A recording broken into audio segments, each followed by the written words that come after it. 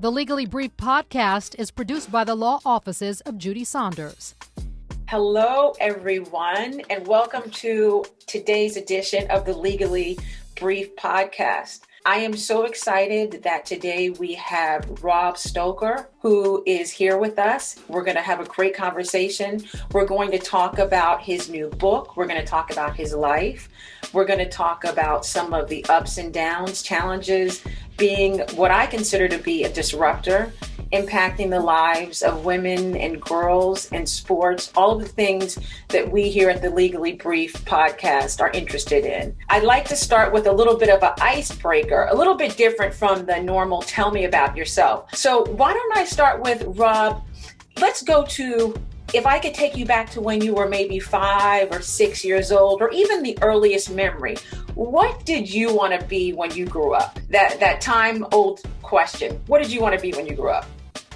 No ifs, ands, or buts about it until I was somewhere around 45. I wanted to be a professional athlete.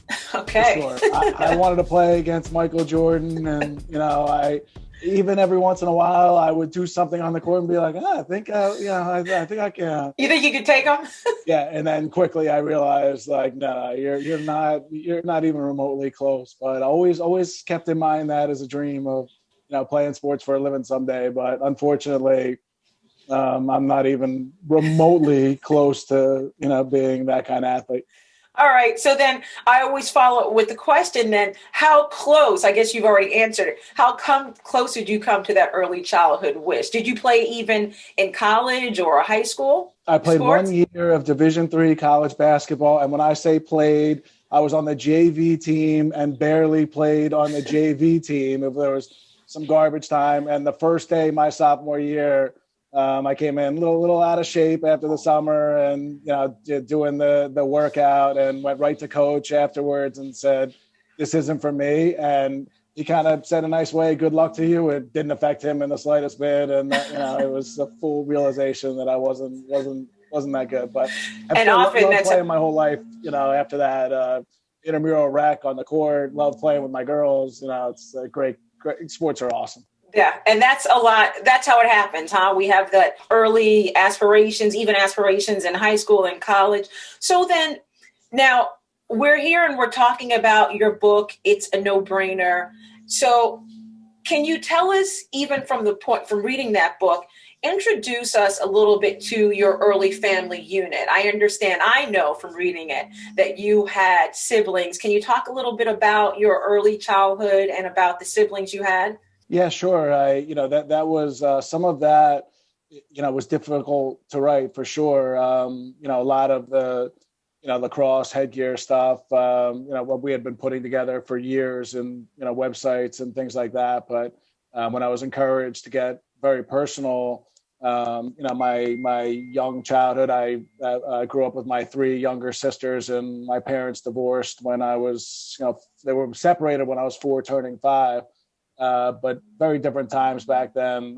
They wouldn't be in the same room together, let alone have any kind of conversation that's surrounded on around what the best thing for their children were. Some of that I just, put on. It was just a different time. And Sure. I love my dad, but he was always working, never home, and doing his thing a little bit. And, my mom was, doing what she was doing, nothing great. And, I have my older sisters, and I always credit my oldest sister's 9 years older than I was. So things that happened when I was 5 and 6 and, didn't even really know what was going on, she fully knew and took the brunt of it for, me and my 2 other sisters, for sure.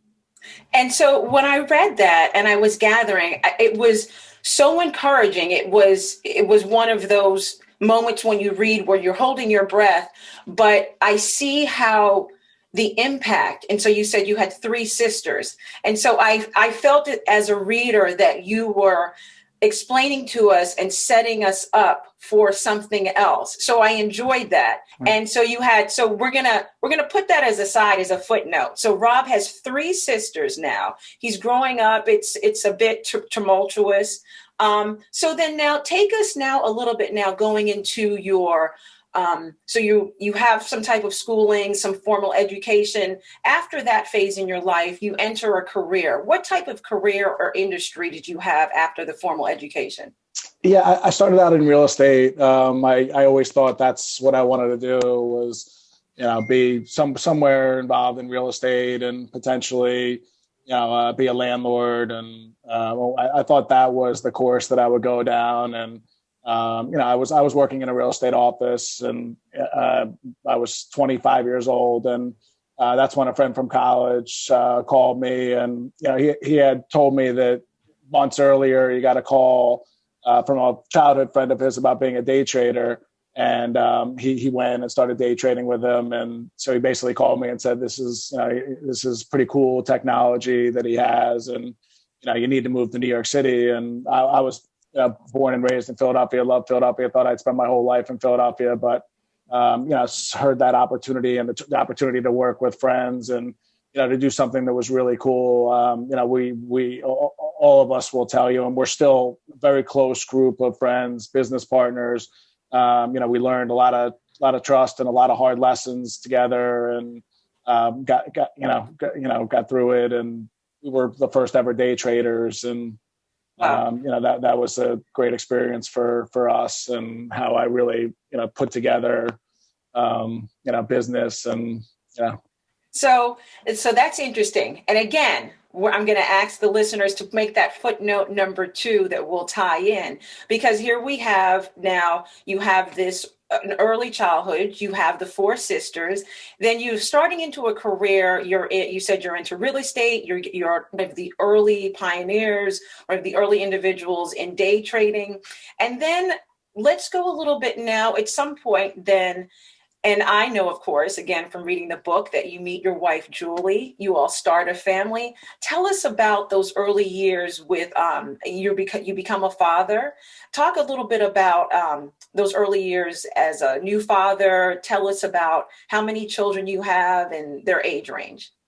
Yeah. So, for me, one of the questions that I always, especially from friends and people who, read the book and hear that about childhood, my answer to, how did you come out of that so well, to me it's the story of, coming out of rough situations. It happens. It's, you go one way or the other. And so from a young age, I told myself, what's most important to me is that I hopefully grow up happy, healthy, meet somebody that I get along with and have a family with. And all I ever cared about was that I wanted to be a good dad. That was really it. Just have kids and be a dad. And no matter what my kids were into and my wife was into, support them in every way. And that was a focus from early childhood, from seeing some bad things. Mm-hmm. And, you read some stories in the book that, mm-hmm.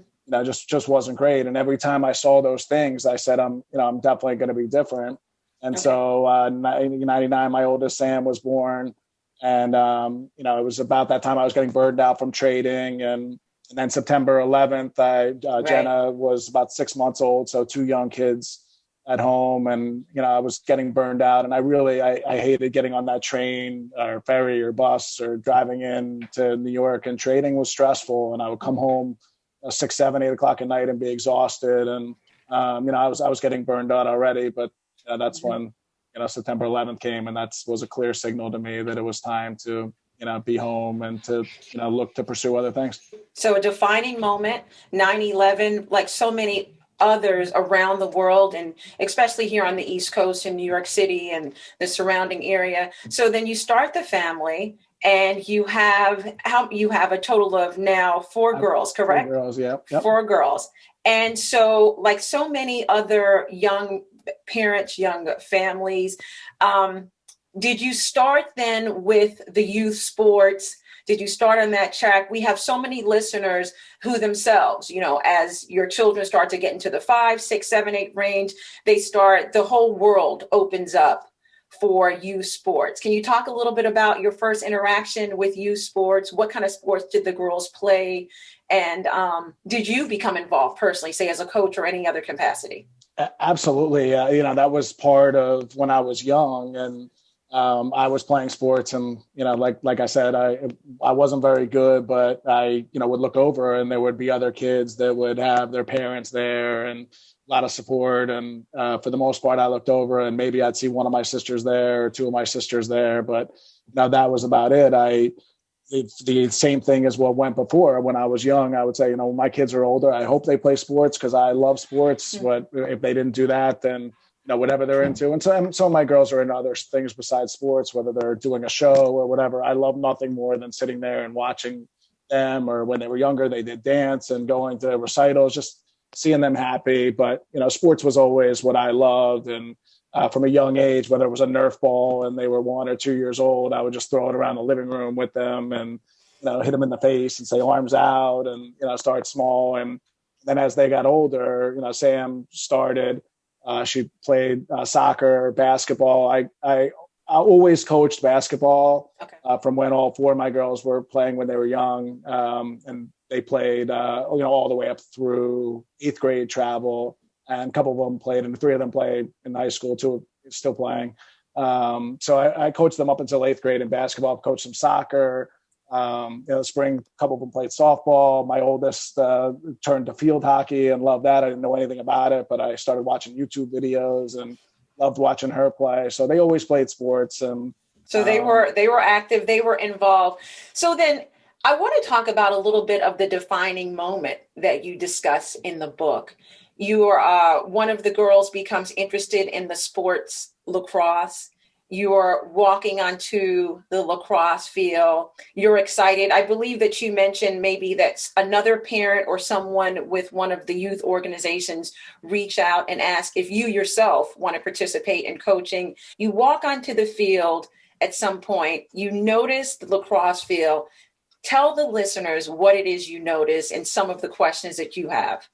Yeah. So one of the things I always talk about is coaching my girls for all those years. And I coach them in rec. I coach them in travel, obviously the better players, who just love the game. And sometimes we're on the court 6 nights a week. And I coached them 3rd grade up and through 8th grade. And pretty much it was year round, mostly a winter sport. But I spent a lot, of time with these girls and on the court. And I just love being around the game. And I say this all the time. The girls were all great. The parents were all great experience for me. So when my 2 youngest, I had heard that some of the basketball players and soccer players were starting to play lacrosse in the spring, but my girls never said anything about it. So my 2 youngest came, said, want to play lacrosse. I didn't know anything about the game. And I said, of course. And when I signed my girls up, the people who run the league, they get the list of the participants. And so my name, it's, the small community and a lot of athletes. And so I got a call quickly asking if I wanted to coach. In fact, soon after I got a call from somebody asking me if I wanted to run the whole league. And my answer was, I don't know anything about lacrosse. But they just knew that, right. I got along with the parents. I was good with the girls and the kids. And that's, pretty much what it's all about. Kept everything positive and moving, and they knew I would, learn the game relatively quickly, which I did. And so I went to that field, and that's when I saw the boys on one side, big hard helmets, and girls on the other side wearing nothing on their heads. They just had goggles on. And it just instantly struck me as, why is that? And so I asked the coaches why that is. And just the matter of fact answer was, the girls don't wear helmets, the boys do. They're different games. And I didn't like that answer. And it's been 6.5 years. I still haven't heard an answer that makes any sense to me whatsoever. So just for the sake of listeners that maybe are not that familiar with the sport of lacrosse, can you just give a very brief description of the equipment as it appears even a lot still today, or as it appeared on that day when you first took the girls? What do the boys wear?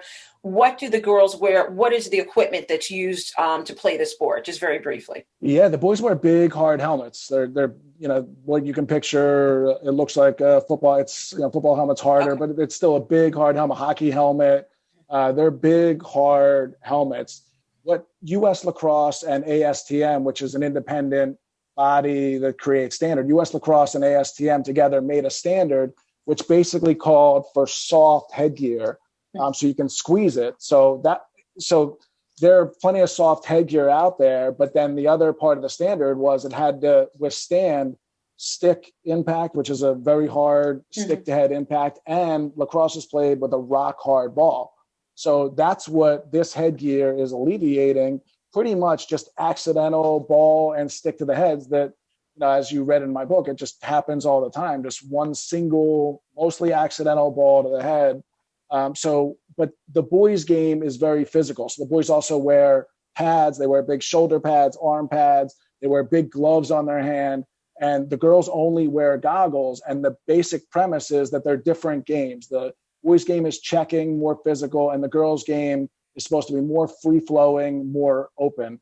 Having said that, everybody who's been around the game for a long time will acknowledge that the girls' game has changed as it is. These girls have changed. You said growing up with my three sisters and even, watching my girls play for the last 15 years, I have seen firsthand and can tell you firsthand that, sports are getting faster. These girls are getting stronger. A great way. I love that. They're more aggressive, more athletic. I love every part of that, just especially in a game played with above the head with a stick and rock hard ball. Okay. And Rob, is the ball any different from the girls' game versus the boys' game? It's a little different, different size, but it's the same rock hard. It's a rock hard ball. If you felt it, it's harder than a baseball. You would say this is a hard ball. Okay. And so that's what we mostly hear. It's just warm ups, just a bad throw or ricochets off of somebody, hits somebody in the head, and they're impacted for years and years and years, if not life. So you started to ask questions that first day that you saw the game being played. Was it fair to say that you saw some disparities? You see this ball coming at the heads of these girls. They're playing with a stick, and you start to ask questions, but you're not getting any answers. Is that what starts the birth of Hummingbird Sports? Absolutely. I was getting answers. And I still get answers, but none of them make any sense to me. So that if I get an answer and it doesn't make sense to me, and this just struck something in me that I can't say exactly what it was. I try to lay it out in the book that what it was that struck it in me, but it was if I don't like those answers, and we're talking about these girls, and the science is there, and the more I read and the more I saw.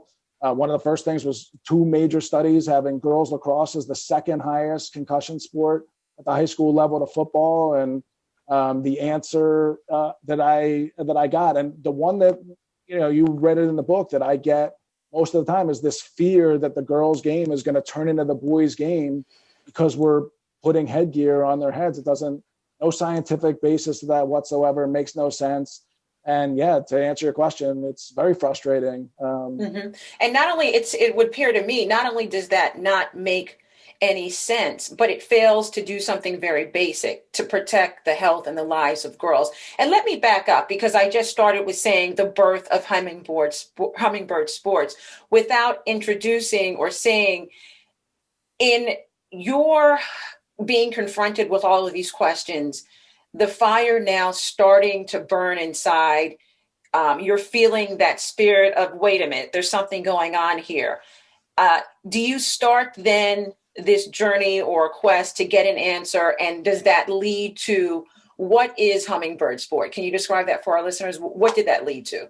Absolutely. So the first part of this was making this headgear. This is something that's never been done before. Like I said, soft, you can squeeze it, and it was not easy. So as you read, the struggle to make it, I thought, give me a few months, something soft, something to throw on their heads. I don't really care what it looks like. They don't care what it looks like. They just want to play, throw it on their heads. We're good. That's not what this standard was. It was really difficult. So the whole time we were making the headgear and I was asking those questions that we talked about before, I was waiting to get a good answer. I was waiting to get some kind of good answer. And then I would have said, okay, we got our answer. Let's stop what we're doing. And the opposite happened. Every answer I was getting that made no sense and still makes no sense just made me push that much harder to get this passed. And now it's pushing me that much harder to, get it on all these girls' heads. Okay, so tell me this. You see something, a clear disparity between what's happening to girls on a sports field. You start then your journey, you start your quest to change that with what appears to be a very simple solution. Put helmets, put some type of protective gear on the heads of these young women. And you base that not only because there's an obvious disparity, but then it sounds like you did some research. You were just stating before that girls' high school lacrosse has the second highest rate of concussions. I think culturally, we are more accepting and have more just general information as to the danger of concussion, both the acute, the immediate, and the long-term effects that concussions will have. So it would seem to me then you would be received with open, welcome arms by USA Lacrosse, the different authority figures.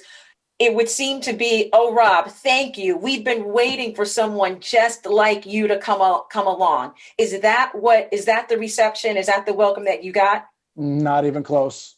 Talk to us about that. Not even close. I knew you were going to say that. Tell us about that. Tell us about that reception. That's US Lacrosse. That's the governing body. Okay. The response, in my opinion, was horrendous. I laid that out in the book. The response is still horrendous. The discussion around headgear, protecting these girls. I use the word baffling in the book. I have much stronger language than that, for sure. But outside of US Lacrosse, the support, the emails, doctors, coaches, girls who have suffered, their families, the support has been 100% unbelievable. And that's what we focus on. That's what keeps us going. When you talk to these girls and you hear their stories and you talk to their families and you hear their stories and you know they're 12-year-old, 13-year-old, 14-year-old, 15-year-old girls who are amazing, bright, talented, energetic, enthusiastic, everything great in a young girl. And I say that having 4 girls that you could want as a parent, as a family member, and to watch them just a ball hit their head. And for years after, to say, some of them, there's not a day that goes by I don't get a migraine. How that doesn't compel somebody to at least want to get the information out there, it's mind-boggling. So everybody does that except for the most important people, and that starts with US Lacrosse, the governing body of lacrosse. And then from there, it trickles down. I'm sorry. No, because you're touching on a very important point that a lot of our listeners struggle with. So some of the listeners there are either parents or they themselves are athletes in competitive sports at different levels, varying levels, be it in travel or be it in elite level. And so what you're saying really validates some of the struggles that they run up against when they themselves either are trying to seek protection for themselves or their children with these governing bodies. Can you give us some type of insight in your experience? Why do you think there is such pushback from national governing bodies? What was your experience? Why do you think they do that? So it starts with US Lacrosse. It is US Lacrosse, and basically, my interpretation is, and everything that I have seen, emails that I've had with, and I, name names in the book, people at US Lacrosse high up that I've communicated with, and I talk about their communications to everybody who plays lacrosse. Their members, everybody who plays lacrosse around the country has to be a member of US Lacrosse. They send their blasts. That's what means something from everybody. This is the governing body of lacrosse who is sending this information. It must be accurate. It must be correct. Safety must be their first line. And I can tell you it isn't. From my standpoint and where I stand with this headgear and girls lacrosse, and that's why I wrote the book, is to put it all together. There's all the science. There are the arguments. These are the conversations that I've had with US Lacrosse. These are the things that they've done that I don't think are right for these reasons. And I'm not alone in that. I'm alone in putting it all together in a book and putting it out there. But it is what it is. And From there, it trickles down to, for example, the NCAA saying we're going to follow U.S. Lacrosse's lead. Mm-hmm. And that trickles down to other organizations, the National High School Federation, saying we will follow U.S. Lacrosse's lead. If they mandate, we will mandate. That reminds me of basically what we're talking about, what we talk about so much on Legally Brief is a culture. And the culture appears to be set by these governing bodies, these institutions. And I could speculate, I can give you my own experience or my opinion as to why it's done. I think a lot of it, why they do not protect the children, has to do with finances, has to do with a varying of various reasons. But it's interesting to see how your struggle to do something so, what seems to be so crystal clear to protect the heads of these young girls, protect their lives, protect their well-being, would be met with this type of resistance. Can you tell us something else that I know that our listeners encounter a lot is retaliation? And I guess another term would be pushback.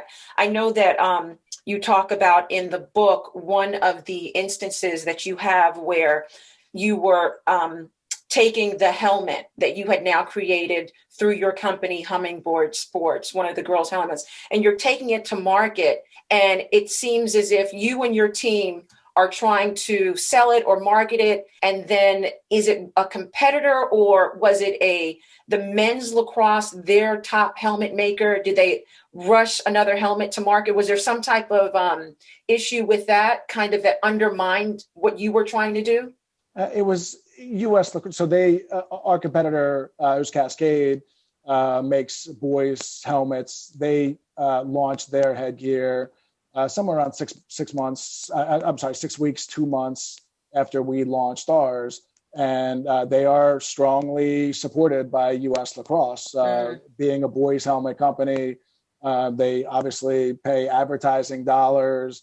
They're in every room, with U.S. Lacrosse, sitting up in the front. Those ASTM meetings to create the standard was at the front. So head of U.S. Lacrosse and the head of Cascade talking about the standard, putting it in, knowing it was coming, and we were in those rooms and made our headgear, and we were excited about it, and we're still excited about it. And that was just one.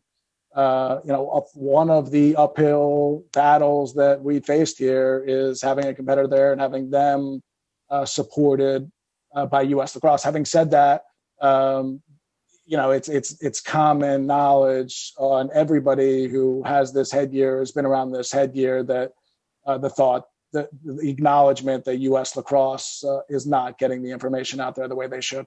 Not getting the information out there, which doesn't serve ultimately whom you're trying to help protect, doesn't serve and doesn't help the safety of the young ladies. Can you talk about, so that those were kind of some of the roadblocks, I know, and there are other roadblocks that you mentioned in the book. I think I remember you talking about, and I was cheering, so on board. I think when you passed your first test, you took the prototype, one of the early prototypes, you took it, you had it tested, it passed the test, and it sounds like it was pure elation. And then it was followed by, and it's important, I said, because some of our listeners, they're athletes, so there's the highs and the lows. Can you tell us really briefly about that early victory followed by what would have appeared to have been a defeat? Yeah, so 3 years into the journey, almost 3 years that it took, we made so many partnerships. I have so many great friends who, from the time I told us about it, we're on board. Rob, I'm in. Anything I can do to help you, I'm in. And there was some strong passion, and I felt it. And I felt very responsible for a lot of people putting a lot of hard work and effort into this.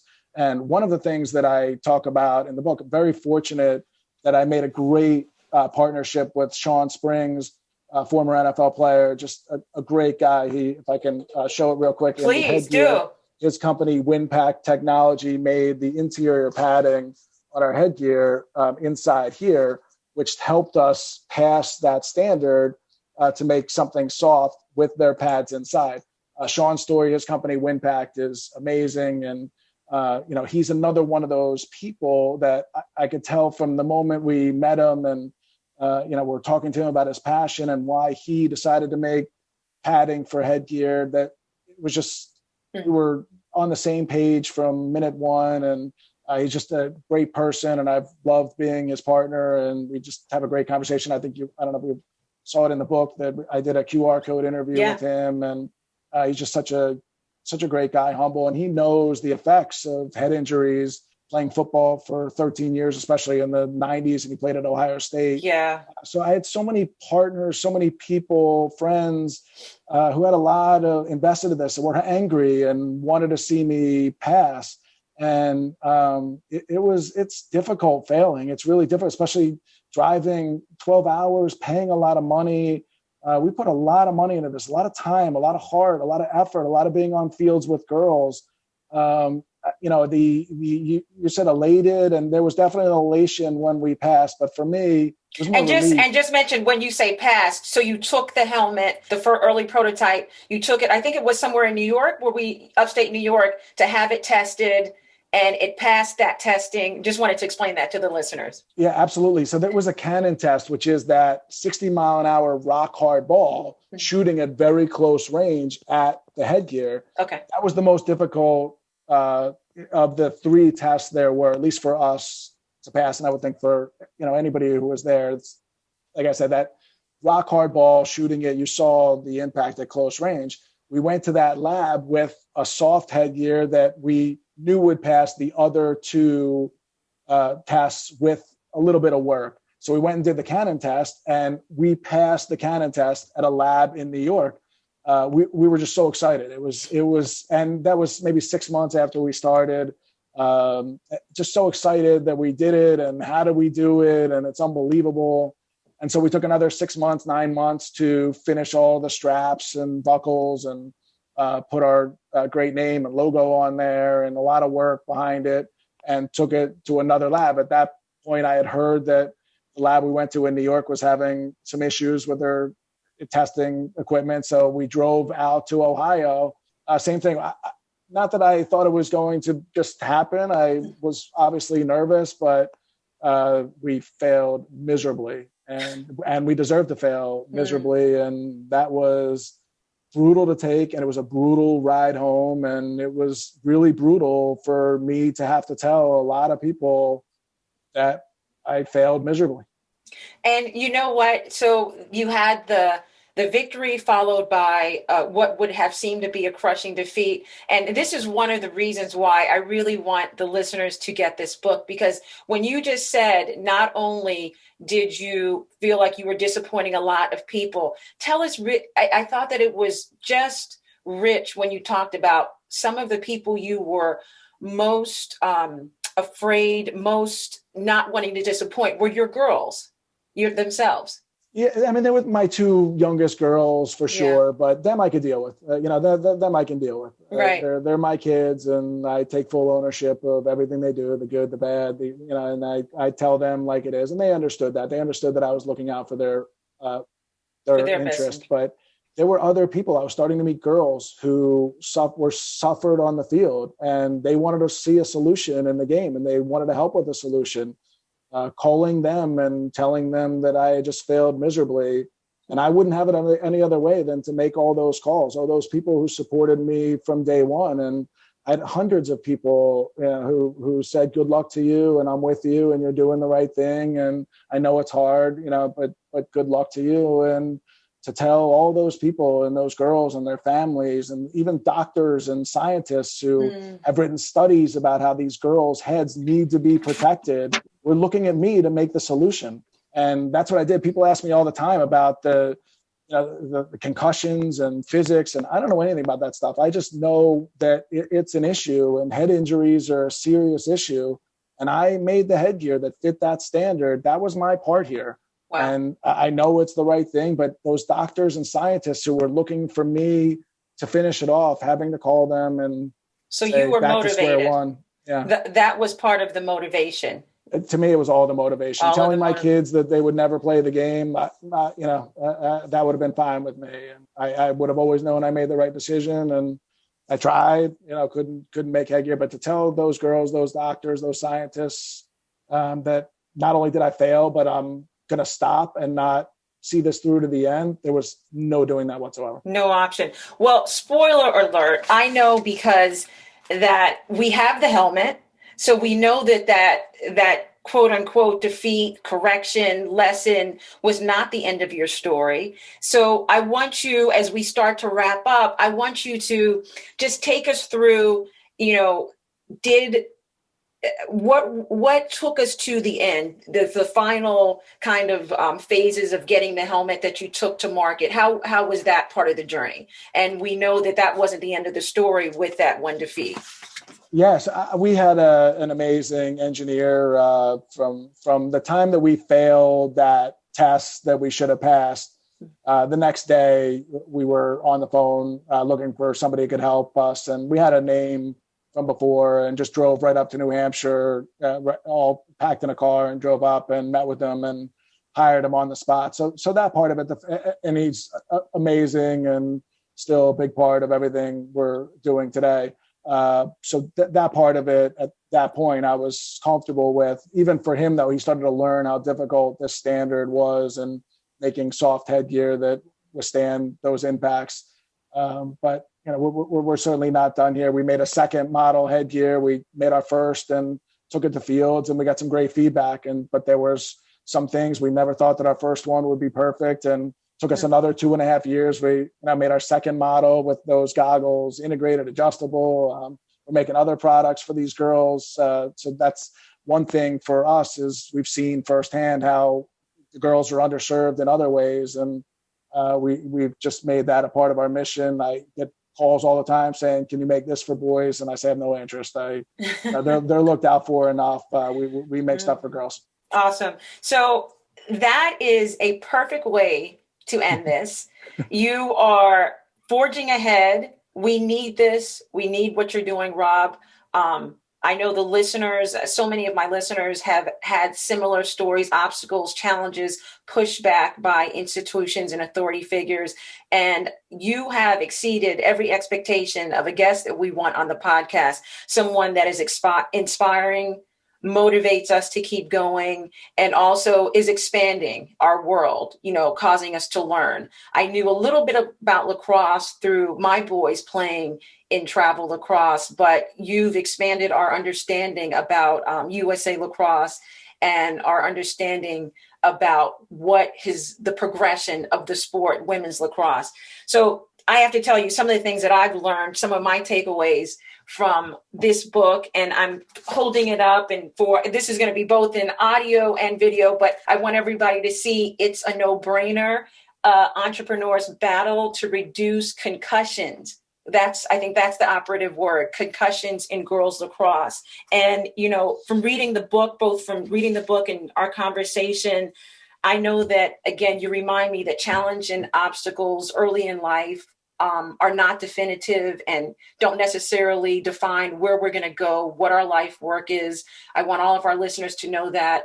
I do think it's important. We talk a lot on the podcast, Rob, about culture, about grades, and about the labels that you're given early in life. And that does not define. I think you've shown that through your book and through your work. It doesn't necessarily define where you're going to be most impactful. You talked about being a day trader, and now you're protecting women and girls from, concussions. You're protecting the health. You're making us aware of this outrageous disparity. I also took from the book that just the simple act and practice of observing, you walking onto that field, asking a question, "Hey, why is this like this?" and not getting an answer, led you to become a disruptor. And that's what so many of our listeners are. And they don't even know it. Sometimes I'll tell you, I can share that, so many of the girls, so many of the athletes, so many of the survivors that I work with, they don't realize. And one of these days, you heard it first, Rob, I'm going to come up with another word besides survivors, because I think that a lot of the individuals that I represent through sex abuse, through physical, through psychological abuse. I don't like that word survivors. I think they're more than that. Maybe I'll work with you to come up with another word, but they're disruptors, because they're standing up against these authority figures and institutions. And and one other thing that I think is important that you've taught me through the book and through our conversation is to really expect and prepare for ill treatment when you're going to disrupt a system, that expect for retaliation. I see you nodding your head. Would you agree with that? Absolutely. It's so a couple things just real quick is one is I've been so fortunate to have such a great inner circle of friends, family, such great support, and I bounce everything off of them and the stories in the book. A lot of my inner circle knew, and they're the ones who encourage me to write about them because they know, that it's compelling to the whole story of what I've been through. But I have so many other friends who kind of read it and say, I didn't know this about you. And my answer is, how would you? It's great. We talk and maybe we coach our kids together, whatever it is. But it was important for me to get it out there, open up, and say this is what I've been through. And I one thing I knew from a young age is I had excuses. If I did bad, it would be that's what it was. And I just made it, like I said, my mission to do some good here, and that's obviously what I'm trying to do here. Achieved. I think you have achieved it. I applaud you on your continued disruption. I want to see it. We're going to check back with you to see where things are. But before we leave, there's two things that I'm asking my listeners to do today. Two things. I'm asking them to spread the word on this episode. I'm asking them to share it with their friends and their families, anyone that they would think, and maybe I am going to start to replace the word survivor with disruptors. I'd like to spread it with any other disruptors we have out there in the world, in the culture. And then I want everyone to purchase this book. It's a no-brainer. Can you tell all of the listeners, Rob, how they can buy this book and also how they can connect with you? Absolutely. So it's a no-brainer. Rob Stolker. It's on Amazon. We kept the price to under $10, around $10, because we did this to get the information out there, starting with my story. But then really it is about the girls and the science. And there's a Brain Safety Alliance that was formed, www.Brain Safety Alliance, a group of parents, doctors, all the science, their stories. Anybody can email me, rob@hummingbird.sports.com. I will answer as long as I see it. I answer emails all day long with anything you have, any questions, any support you can give, reaching out. And I just wanted to also say one thing you hit on is sometimes it seems a little strange, 6'2" bald guy, talking about how we need to protect these girls. And the answer is that if anybody who's 6'2" and bald can do it, it's me. Awesome. My 4 girls are everything to me, and I obviously want nothing but for them to grow up happy, healthy, feel empowered, make their own decisions, do the right thing. And so if there is such a thing as somebody who looks like me, being able to scream about these things the way I am. It's for them. It's for other girls I've met. And I am very happy to stand in front of this as the voice for what's right happening here. And we welcome you. We welcome you, all 6'2" and baldness of you. We welcome it. We need you.